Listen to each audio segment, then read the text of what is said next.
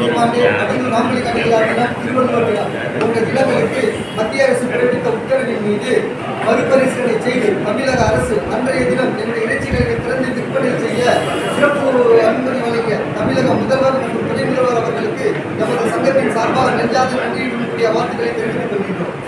அடுத்தபடியாக புளியாந்தோப்பு ஆடர்வை கூடம் இன்றைக்கு ஆடர்வை கூடமாக இல்லாமல் மொத்த விற்பனை கூடமாகவும் அதே நேரத்தில் ஆட்டு சந்தையாக மாறியுள்ள காரணத்தால் அக்கம் பக்கத்தில் இருக்கக்கூடிய சில்லறை கடைகள் தெளிவாக சொல்லப்போனால் கிட்டத்தட்ட மாநகராட்சி உரிமம் பெற்ற 3000க்கும் மேற்பட்ட இறைச்சி கடைகள் அங்கு சென்று ஆடு அறுத்து விற்பனை செய்யக்கூடிய சூழ்நிலையை தள்ளப்படாத சூழ்நிலை ஏற்பட்டிருக்கிறது. காரணம் என்னவென்றால் அங்கு இருக்கக்கூடிய இடங்கள் அவர்களை ஆக்கிரமிப்பு செய்து கொண்டிருக்கிறார்கள். கிட்டத்தட்ட 30-40 பேர் ஆக்கிரமிப்பு செய்து கொண்டிருக்கிறார்கள். நாங்கள் கடையிலே அடுத்து விற்பனை செய்தால் டெய்லி என்ற பெயரிலே எங்களுடைய வாழ்வாதாரத்தை அளிக்கக்கூடிய செயலில் மாநகராட்சி ஊழியர்களும் மாநகராட்சி அதிகாரிகளும் காவல்துறையினரும் செயல்படுகிறார்கள். அதற்காக இந்த பிரச்சனை மேலும் தொடராமல் இருப்பதற்காக இப்போது வடசென்னை வளர்ச்சி திட்டம் என்ற பெயரிலே கிட்டத்தட்ட 50 கோடி ரூபாய் ஆடு அறுவை கூடத்தை நவீனப்படுத்துவதாக செய்திகள் வெளிவந்துள்ளன. அதன் அடிப்படையில் இருக்கக்கூடிய ஆடு அறுவை கூடம் எப்படியாவது இருக்கட்டும், அதுக்கு கவலை கிடையாது. அவருடைய வாழ்வாதாரத்தையோ சொன்னதுக்கு அடிப்படை அவசியம் கிடையாது. 3500 அரசு உரிமம் பெற்ற என்னுடைய இறைச்சி கடைகளுக்கு தனியாக ஒரு ஆடு அறுவை கூடத்தை மாநகராட்சி ஏற்படுத்தி தர வேண்டும் என்பதையும் இந்த இடத்தை வலியுறுத்துவதற்காக தான் இந்த கூட்டத்தை நாங்கள் ஏற்பாடு செய்து கொண்டிருக்கிறோம்.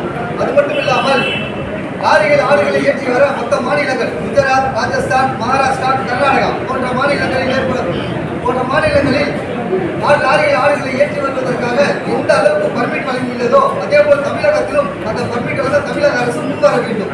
எல்லாவற்றுக்கும் மேலாக அமிலப்படுத்தக்கூடிய ஆடர்வை கூடத்தின் வளாகத்தில் உட்புறத்திலோ வெளிப்புறத்திலோ எக்காரணத்தை கொண்டும் சில்லறை இறைச்சி கடைக்கு திரட்டக்கூடாது என்பதை இந்த இடத்தில் மாநகராட்சிக்கு தெளிவாக சொல்ல கடமைப்பட்டுள்ளோம். எல்லாவற்றிற்கும் மேலாக எத்தனையோ சமூகத்தினர்களுக்காக இந்த தமிழக அரசு வாரியம் என்ற பெயரில் நல்லது செய்திருக்கிறது. ஆனால் இந்நாள் வரையில் பிறந்த தாய்மண்ணிலே அனாதாக இருக்கக்கூடிய சமூகம் ஒன்று உண்டு என்றால் அது நிச்சயம் நம்முடைய ஆட்சி வியாபாரிகள் சமூகம் மட்டுமாகத்தான் இருக்க முடியும். காரணம், இந்நாள் வரைக்கும் எங்களுக்கு எந்த அரசாங்கத்தின் கொடுக்கக்கூடிய சலுகை எதுவும் கிடைக்கவில்லை. ஆகையால் எங்களுடைய வாழ்வாதாரத்தை கருத்தில் கொண்டு எங்களுக்கும் ஒரு நல வாரியத்தை ஏற்படுத்தி தர வேண்டும் என்பதை தமிழக அரசுக்கு இந்த கூட்டத்தின் வாயிலாக அன்பான வேண்டுகோளை விடுக்கின்றோம். இந்த ஆரம்ப கோரிக்கையை வலியுறுத்திய எங்களுடைய கூட்டம் நடைபெற்றுக் கொண்டிருக்கிறது.